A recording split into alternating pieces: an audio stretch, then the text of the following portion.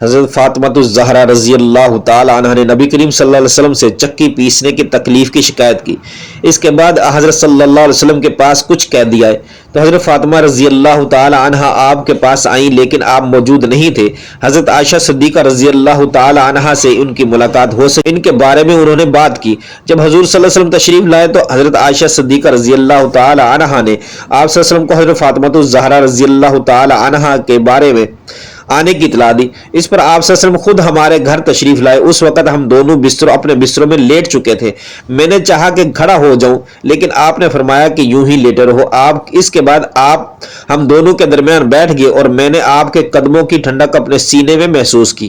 پھر آپ صلی اللہ علیہ وسلم نے فرمایا کہ تم لوگوں نے مجھ سے جو طلب کیا ہے، کیا میں تمہیں اس سے اچھی بات نہ بتاؤں؟ جب تم سونے کے لیے بستر پر لیٹو تو 34 مرتبہ اللہ اکبر، 33 مرتبہ سبحان اللہ اور 33 مرتبہ الحمدللہ پڑھ لیا کرو۔ یہ عمل تمہارے لیے کسی خادم سے بہتر ہے۔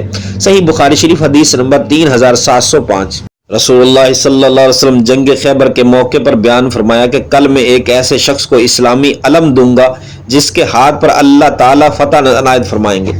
راوی نے بیان کیا کہ رات کو لوگ یہ سوچتے رہے کہ دیکھیے یہ علم کسے ملتا ہے۔ جب صبح ہوئی تو آپ صلی اللہ علیہ وسلم کی خدمت میں سب حضرات جو سرکردہ تھے حاضر ہوئے۔ سب کو امید تھی کہ علم انہیں ہی ملے گا، لیکن حضور صلی اللہ علیہ وسلم نے دریافت فرمایا علی بن ابی طالب کہاں ہیں؟ لوگوں نے بتایا کہ ان کی آنکھوں میں درد ہے۔ حضور صلی اللہ علیہ وسلم نے فرمایا کہ پھر ان کے یہاں کسی کو بھیج کر بلوا لو۔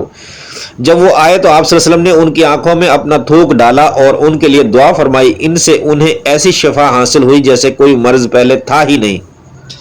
چنانچہ آپ نے علم انہی کو عنایت فرمایا۔ حضرت علی مرتضیٰ رضی اللہ عنہ نے عرض کیا یا رسول اللہ صلی اللہ علیہ وسلم، میں ان سے اتنا لڑوں گا کہ وہ ہمارے جیسے ہو جائیں، یعنی مسلمان ہو جائیں۔ آپ صلی اللہ علیہ وسلم نے فرمایا ابھی یوں ہی چلتے رہو، جب ان کے میدان میں اترو تو پہلے انہیں اسلام کی دعوت دو اور انہیں بتاؤ کہ اللہ کہ ان پر کیا حقوق واجب ہیں۔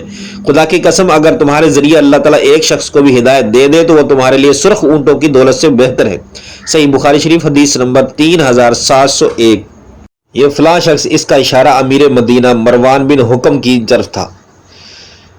برسر ممبر علی مرتضیٰ رضی اللہ عنہ کو برا بھلا کہتا ہے۔ ابو حازم نے بیان کیا کہ سہل بن سعد رضی اللہ عنہ نے پوچھا کیا کہتا ہے؟ اس نے بتایا کہ انہیں ابو تراب کہتا ہے۔ اس پر ابو سہل ہنسنے لگے اور فرمایا کہ خدا کی قسم یہ نام تو ان کو رسول اللہ صلی اللہ علیہ وسلم نے رکھا تھا، اور خود حضرت علی مرتضیٰ رضی اللہ عنہ کو اس نام سے زیادہ اپنے لیے اور کوئی نام پسند ہی نہیں کرتے تھے۔ یہ سن کر میں نے اس حدیث کو جاننے کے لیے سہل رضی اللہ عنہ سے خواہش ظاہر کی اور عرض کیا کہ اے ابو عباس یہ واقعہ کس طرح سے ہے؟ انہوں نے بیان کیا کہ ایک مرتبہ حضرت علی مرتضیٰ رضی اللہ تعالیٰ عنہ حضرت فاطمہ رضی اللہ تعالی عنہا کے یہاں آئے اور پھر باہر آ کر مسجد میں لیٹ گئے۔ پھر آپ صلی اللہ علیہ وسلم نے حضرت فاطمہ رضی اللہ تعالیٰ عنہا سے دریافت فرمایا تمہارے چاچا کے بیٹے کہاں ہیں؟ انہوں نے بتایا کہ مسجد میں ہیں۔ آپ مسجد میں تشریف لائے، دیکھا کہ ان کی چادر پیٹھ سے نیچے گر گئی ہے اور ان کی کمر پر اچھی طرح خاک لگ چکی ہے۔ آپ مٹی ان کی کمر سے صاف فرمانے لگے اور بولے اٹھو ابو تراب اٹھو۔ 2 مرتبہ آپ نے فرمایا۔ صحیح بخاری شریف حدیث نمبر 3703۔